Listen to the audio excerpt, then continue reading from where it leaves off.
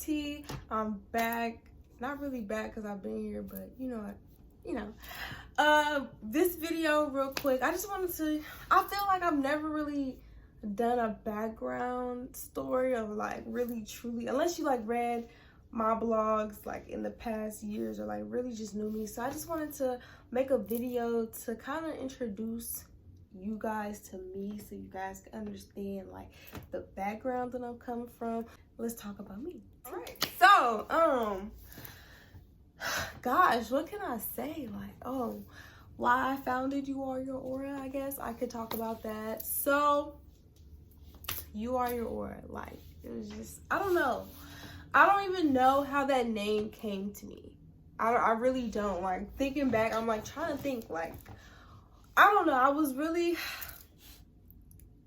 one thing that I could say about myself now in hindsight, I feel like now looking back, I've always been a person that was in tune with themselves and their environment and their surroundings, but like due to fear mongering and like me being fearful and doubtful of my true self, and not really being authentic and like really sharing all of me and being comfortable allowing things to come to me like they do now.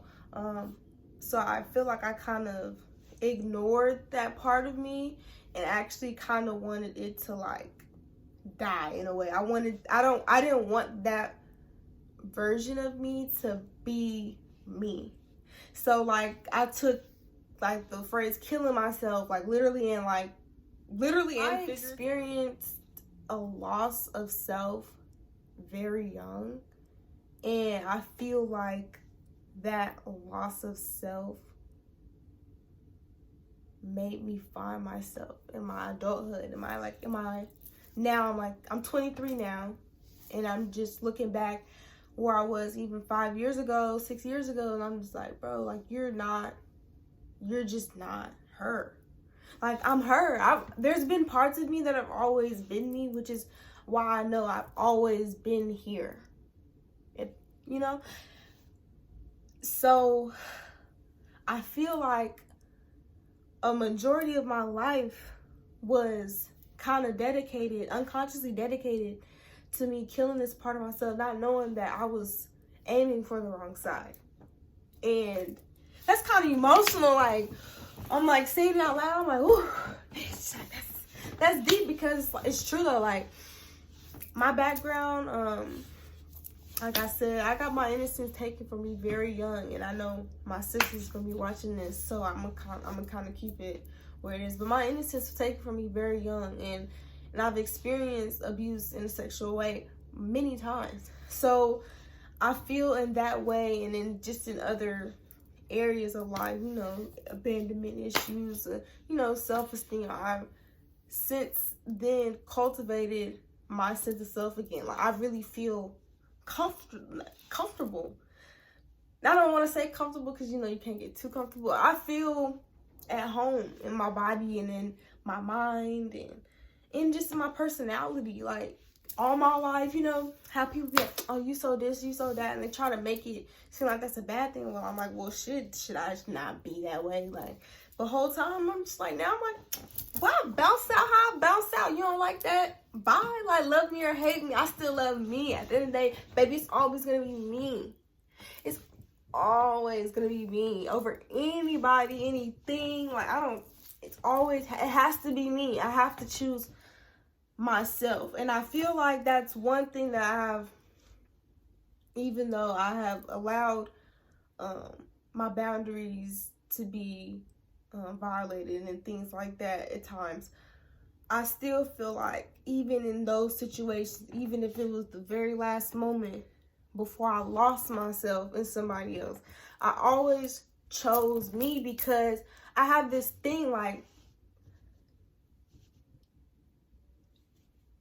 how could I let someone else destroy me?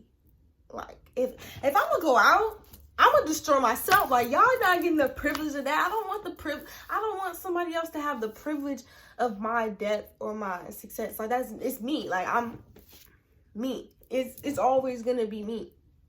Period.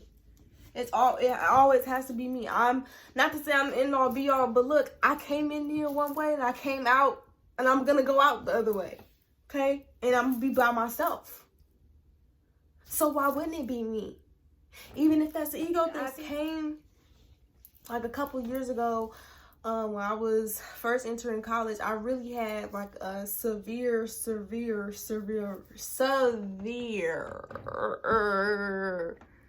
mental health crisis. Like severe mental health crisis. It was just like I was diagnosed with all these things. I was taking all these pills. I got put in the mental hospital a couple times. Like it was just, wow. Like, I came from, cause like again, it was partially my ego. I couldn't let people know I was slipping inside until I couldn't hide that I was slipping inside. But at the end of the day, it was always still me.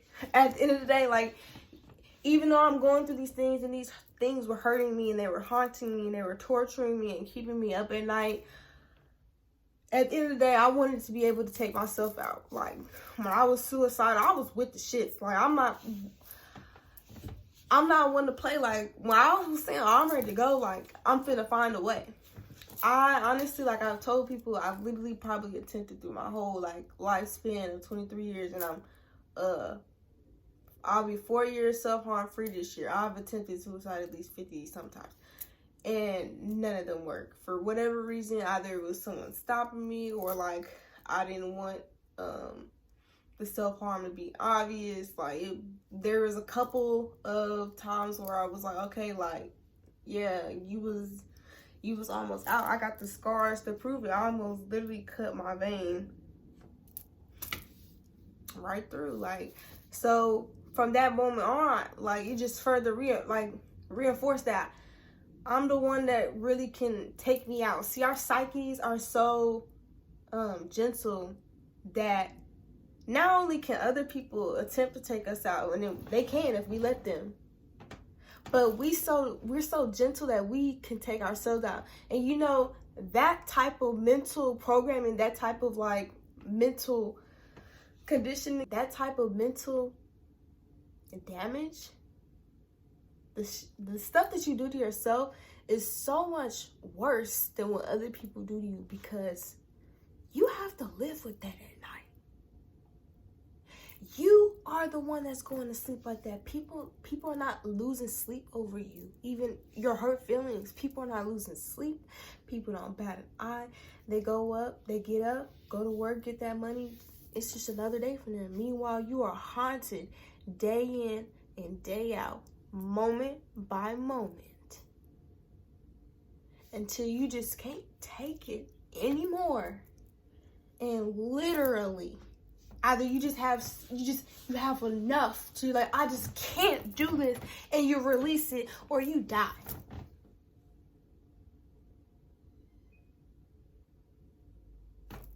Die. You are never the same in those moments, because it's literally life or death. Do you choose to give yourself more life in the moments that are really trying to break you? Because that's power. When you choose strength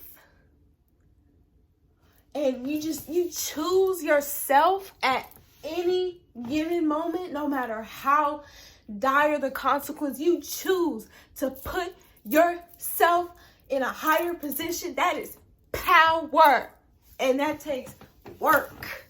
And baby, I'm here in the living flesh. I'm like tearing up.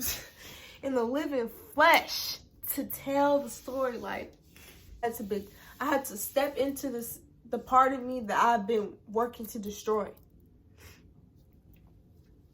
That's the work. You have to step into a part of you that you were working so hard to destroy, because you realize that's the part of you that you've been needed to work with and support and hang on to this whole entire time. That's work. That is power. And so you are your aura. is here. You are yourself. Like you're you. You have to take care of you. You have to cultivate the parts of yourself for your betterment or for your demise, if you want. Because everybody's not meant to thrive. They don't want to, and that's fine. But I'm here sharing space with everybody. I'm here sharing perspective with everybody. I'm here sharing life, giving love, not even just real shit. Because sometimes it get cloudy on a real nigga day. Okay? Sometimes it get cloudy on a real nigga day. So there's power in truly just fully stepping into that part where you were of yourself that you were just like, I can't do it, but you can though. You have to make that choice. I don't care how hard it is, every day it is for you to get up out that bed. I better see your ass get up. Cause that's something. And the more you work at it every single day, even in the littlest ways, and sometimes the work is rest. Sit your ass down. Sit your ass down, shut the hell up, and be quiet. Sometimes that's the work too. But as long as you are progressing towards something, whatever that something is for you, whatever your end goal is, whatever you feel like is the best for self at that very moment, because you can't predict the future. You can't predict the future. You're trying to prepare for the future, and that's fine. But you're preparing for the future in that present moment. You can't do more than what you want for the future than you can in the present moment. That's why the present is so important. That's why it's important to be in your right mind, in your right body, in your right spirit, in your right soul. Because you are the end all be all in this realm right now. Figuratively.